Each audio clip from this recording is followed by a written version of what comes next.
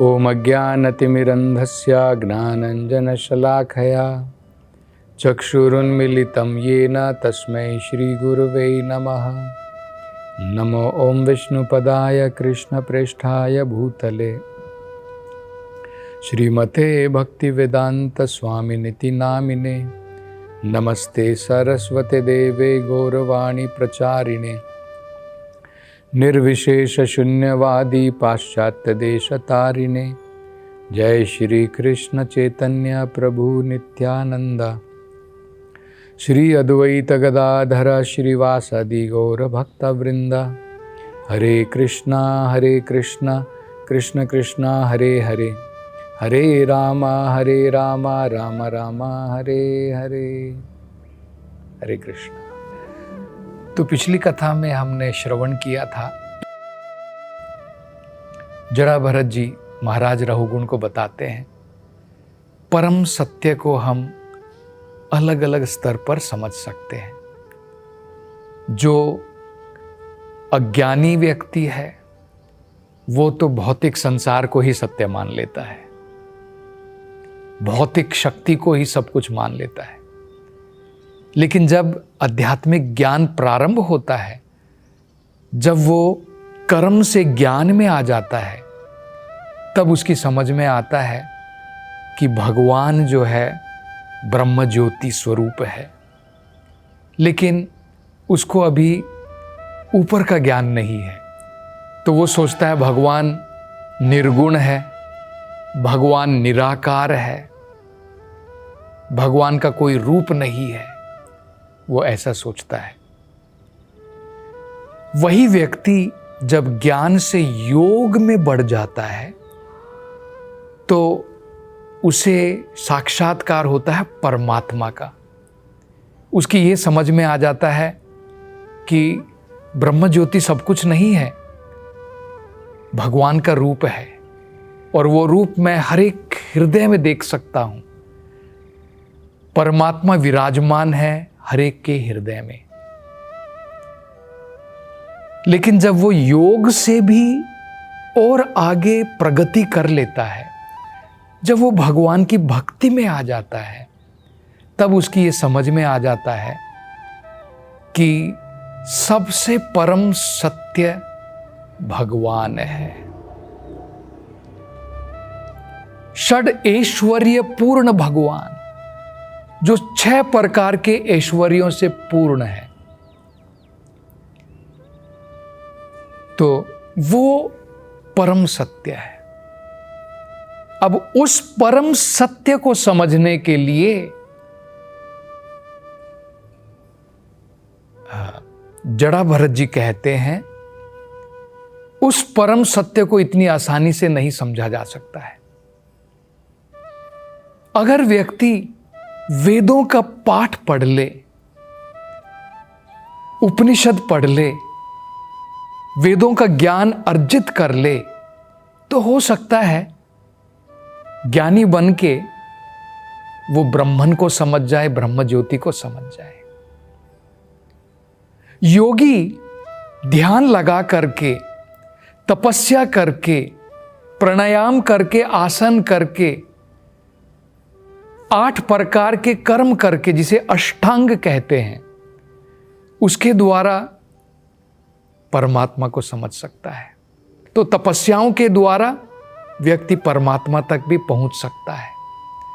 लेकिन भगवान को समझने के लिए केवल एक ही मार्ग है, प्रेम युक्त, भावना युक्त भगवान की शुद्ध भक्ति। तो अब आगे वो यही बताते हैं। बड़ा सुंदर श्लोक है, उसको हम थोड़ा समझने का प्रयास करें। तो जड़ा भरत जी कहते हैं, तपसा न याति, परम सत्य को, भगवान को तपसा न याति, तपस्या के द्वारा नहीं समझा जा सकता है।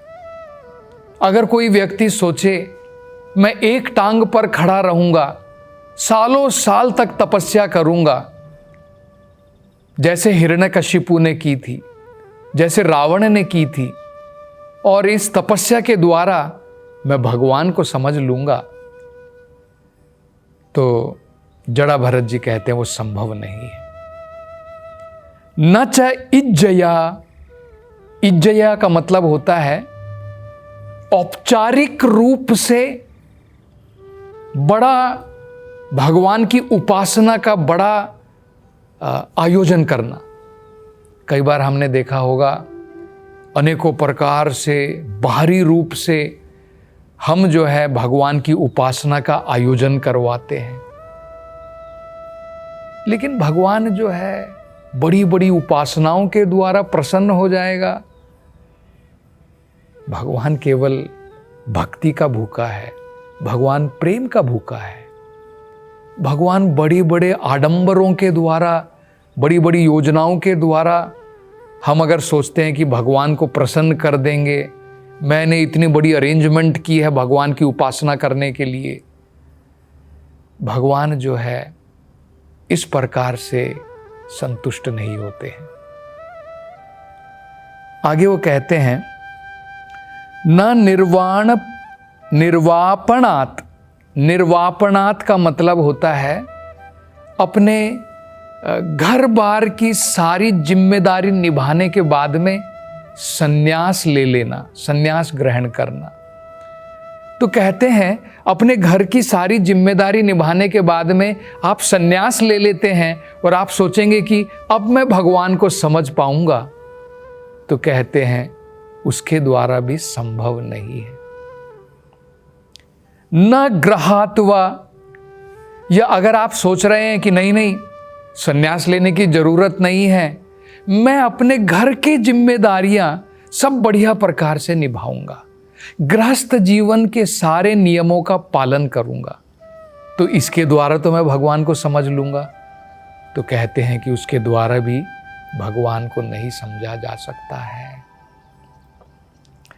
आगे कहते हैं न छंदसा वा, छंदसा का मतलब होता है वेदों के छंदों के द्वारा, ब्रह्मचार्य का पालन करके हम वेदों का पाठ करते हैं, वेदों का उच्चारण करते हैं, छंदों का उच्चारण करते हैं, तो क्या इसके द्वारा हम भगवान को समझ सकेंगे? वो कहते हैं कि इसके द्वारा भी भगवान को नहीं समझा जा सकता है। आगे कहते हैं न एव जल अग्नि सूर्यः, न जल में खड़े रह करके हम सोचें कि ऐसी तपस्या करूंगा कि मैं केवल जल में खड़ा रहूंगा, या फिर अग्नि से चारों तरफ घिर करके मैं तपस्या करूंगा। सूर्यः, या सूर्य की जलती हुई किरणों में, तपती हुई किरणों में मैं घोर तपस्या करूंगा। वो कहते हैं इसके द्वारा भी भगवान को नहीं समझा जा सकता है। फिर प्रश्न उठेगा, फिर भगवान को कैसे समझे? फिर क्या तरीका है भगवान को समझने का? क्योंकि जड़ा भरत जी तो कह रहे हैं तपसा न याति, तपस्या के द्वारा भी परम सत्य को नहीं समझा जा सकता है। न च इज्जया, औपचारिक रूप से बड़ी बड़ी प्रार्थना सभाओं के द्वारा, बड़ी बड़ी भगवान की पूजा के आयोजन के द्वारा, उसके द्वारा भी भगवान को नहीं समझा जा सकता है। निर्वापणात्, संन्यास लेकर के अगर घर की जिम्मेदारी पूरी करके मैं भगवान को समझ लूंगा संन्यास लेकर के, उसके द्वारा भी नहीं। न गृहात्वा, घरेलू जीवन में गृहस्थ जीवन के नियमों का पालन करके भी नहीं। न छंदसा, ब्रह्मचारी रह करके छंदों का उच्चारण, वेदों का उच्चारण करके भी नहीं समझा जा सकता है। न एव जल अग्नि सूर्यः, जल में खड़े रह करके, अग्नि से घिरे रह करके, सूर्य की तपती हुई किरणों में खड़े हो करके, वो कहते हैं इन सब के द्वारा भगवान को नहीं समझा जा सकता है। फिर कैसे समझेंगे? तो कहते एकमात्र तरीका है, बहुत महत्वपूर्ण है। ये भागवत का वचन है, ये जड़ा भरत जी का वचन है, हमें ध्यान से समझना चाहिए। वो कहते हैं बिना महत पाद रजोभिषेकम, बिना महत पाद रजोभिषेकम। महत पाद का मतलब होता है महान भगवान के शुद्ध भक्त। शुद्ध भक्त, उनके अंदर में कोई भी अनर्थ नहीं है, कोई काम वासनाएं नहीं है, क्रोध नहीं है, मोह नहीं है, लोभ नहीं है, संसार की गंदगियां नहीं है, उनका मन पवित्र है।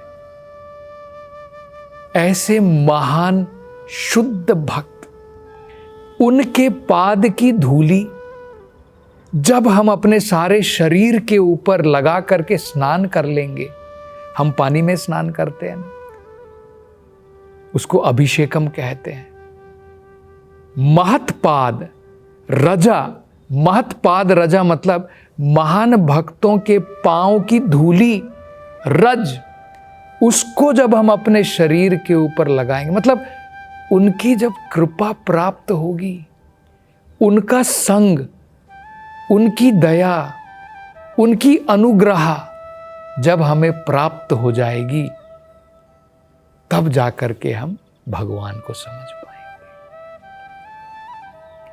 भक्ति विनोद ठाकुर ने एक गाने में कहा है, कृष्णा से तोमार कृष्णा दीते पार। वो कहते हैं कि भगवान जो है शुद्ध भक्त की अमानत है, वही वो अमानत हमें प्रदान कर सकते हैं। उनकी अनुग्रह हुई क्योंकि उनकी ही अमानत है वो, उनकी अनुग्रह मिल गई तो हमें भगवान परम सत्य क्या है ये समझ में आ जाएगा। तब अगला प्रश्न उठेगा कि भाई ठीक है, आपने कह दिया है तो बड़ी अच्छी बात है, भगवान के महान शुद्ध भक्त, अब शुद्ध भक्त को कैसे पहचाने? हम तो देखते हैं कि बहुत सारे लोग हैं जो भगवान की भक्ति में लगे हैं। ऐसे लोग भी आप देखेंगे जो कहते हैं कि भगवान का कोई आकार नहीं, सब निराकार है, और ये जो भजन मार्ग वो लोग ले रहे हैं, भजन कर रहे हैं, भगवान के नाम का जप कर रहे हैं, लेकिन वो सोचते हैं ये केवल एक साधन मात्र है, बाद में मैं भगवान में मिल जाऊंगा, भक्त और भगवान एक हो जाएंगे, फिर कौन सी भक्ति? तो वो शुद्ध भक्त नहीं है। शुद्ध भक्त का मतलब होता है, अब जड़ा भरत जी समझाएंगे शुद्ध भक्त कौन होता है। 3 चीजें बताते हैं वो, 3 बड़े महत्वपूर्ण लक्ष्य। पहला वो कहते हैं ग्राम्य कथा। शुद्ध भक्त के आश्रय में, शुद्ध भक्त के संग में आपको कभी ग्राम्य कथा नहीं मिलेगी। ग्राम्य कथा का मतलब होता है भौतिक विषयों के ऊपर चर्चा।